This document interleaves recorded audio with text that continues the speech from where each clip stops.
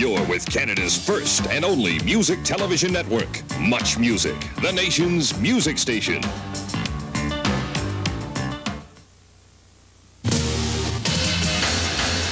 Coming up on Much Music, the Blues Spotlight. There's a beat in this land, it's there in all we do. That's why hands across the country reach for the blue.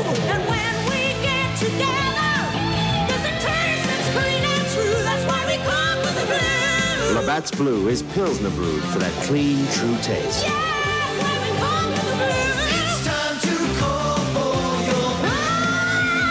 It's time to call for the blue. It's time now for the Blue Spotlight, today featuring the music and videos of Jimi Hendrix.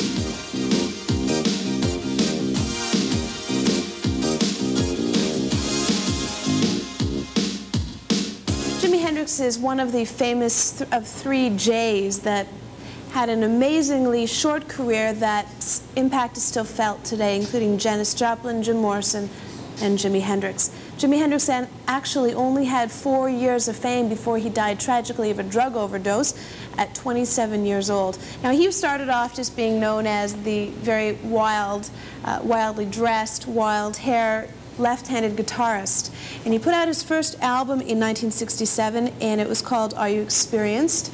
And he played live at Monterey Pop Festival, and that is where he was first turned on to The Who, and The Who there were smashing all the guitars, and that's where he picked up his idea of smashing his guitar. He got his idea for burning his guitar, setting his guitars on fire with lighter fluid by a guy named Keith Altham, who was a writer at NME. NME is a British magazine, and he suggested it to Jimi Hendrix back in 1967. And Jimi liked the idea, but he always had trouble starting the fire because the flame never really caught on. Keith Altham, just a little aside, is actually a head of a PR firm in England right now and does promotion for huge acts like Sting and The Who, among many others. So then, after he released Are You Experienced, he was definitely getting into major drugs. The whole band was getting into serious drugs. They played at the Monterey Pop Festival in San Francisco in 1967. And that was the first big break for the band. They had their album out only for 1 month, and people were freaked out, literally freaked out on all kinds of drugs. And then they released a second album, and it was called Axis Bold as Love, and it was recorded on 8-track. The first album was recorded on 4-track, so things were really expanding there. And the band said that their music was built around a stoned frame of mind. The band continued to play around, were having a lot of trouble just keeping their heads on because of all the drugs that were constantly around them, because at that point the whole big, huge rock and roll thing was basically a new thing. The hippie thing was just starting, and Jimi Hendrix was right in the center of it. And he started to get really into a lot of production. The band was not into it all, and every album that they put out took a longer time to make because Jimi Hendrix was always trying these wild new innovations with sound.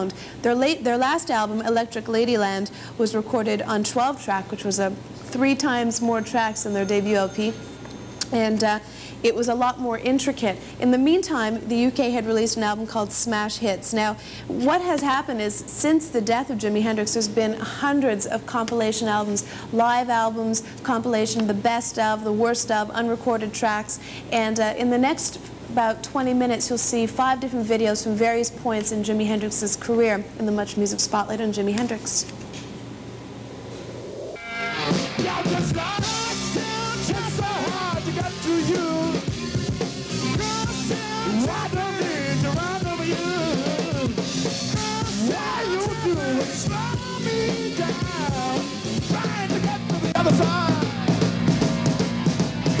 This guy told me once, hey, you want to see something, man? I'm just finished playing, and it's like, wow, good show, God, thanks, lad.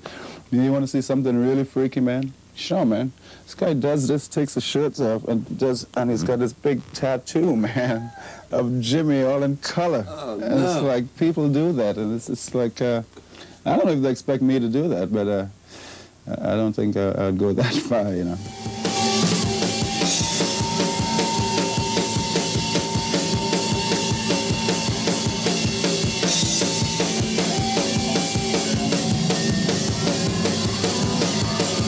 I remind myself sometimes of Frank Sinatra and these guys doing They're hits, the classics from like 50 years ago, man. The guys doing the same songs because they're classics, and they get off on it. So, I mean, I get off on doing it. These songs will never die.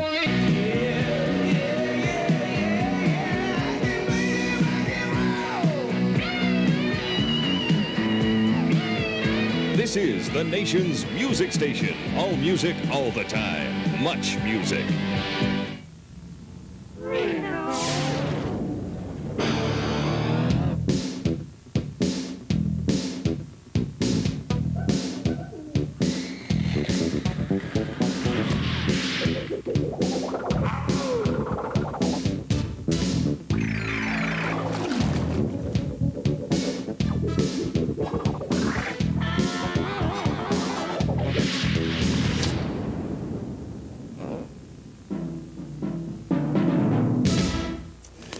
Good morning, good afternoon, good evening, so hard to tell sometimes. Welcome to the Spotlights on, I almost said a living legend.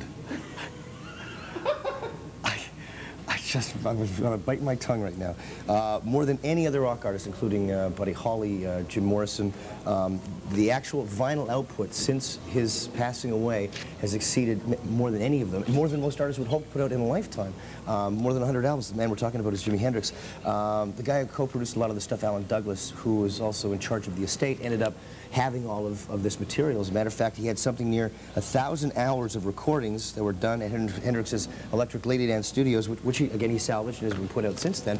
A lot of the stuff that you end up hearing and have heard over the years since Jimi Hendrix passed away has been of less quality than Jimi Hendrix probably would have wanted himself. There's a lot of the stuff that was rejected from albums that they recorded.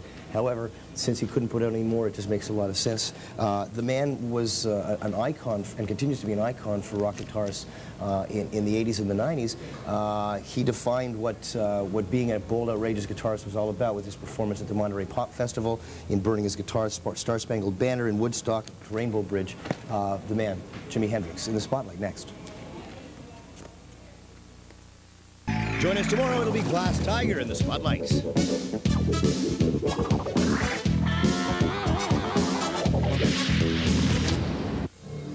Why does Nurabat's dry go down so easy?